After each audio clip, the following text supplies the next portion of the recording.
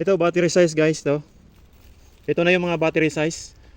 Namumukadkad na yung mga kanal niya dito. So ito hindi pa pwede, maliit pa to. Hindi pa siya mabango sa pad borer. Ito naman malapit ng sobra sa laki. Mga ganito sobra na. Napasukan na yan ng pad borer. By the way, spraying naman ako dito kaya pwede lang na mag-late ako magbalot. So ganyan po ang pagbalot. Kuha po kayo ng ano. Kuha po kayo ng 6 by 12 na plastic. Ito po. Open both side po yan. So pinapasok, tinatali ng isang beses lang po. Yan. Yan na yun. Pero ito lahat sa akin, spray po ito. Kaya wag po tayong mag-alala. So, marami po tayong green kasi hindi makikita. Ito may mga UF18.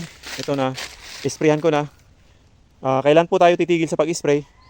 Pag makapal na po, matigas na po ang kanyang pad husk o yung kanyang shell. Ito yung kanyang pad. Pag nasa 5 months na po siya, tiyak na ano na yan, hindi na makakapasok yung mga itlog ng mga pad borer dito kasi makapal na siya. Pero pag sa mga bata pa, mga ganito, ganyan, saka battery size, mga ganito, mapapasukan yan. Mga ganito po, ganito, mapapasukan pa yan. Yan, ito. Ito, hindi pa sila attractive sa mga ganito, maliliit. Hindi pa sila attractive sa mga ganyan. Ito, simula na sila magdadapo-dapo dyan. Tapos sabay mag-iwan ng itlog. Yun po.